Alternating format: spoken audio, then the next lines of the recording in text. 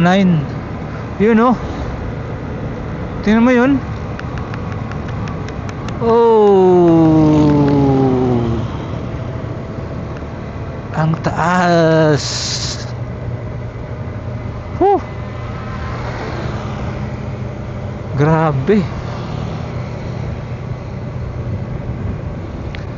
Nung time na bumiyahe ako papunta dito, wala pa akong camera nun. So ngayon may camera naman ako, so makakapture ko yung nakita ko dati. So ito yun.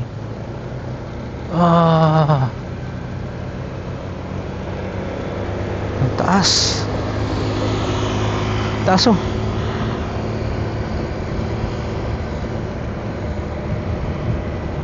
Uy, ginawa yung kalsada dito.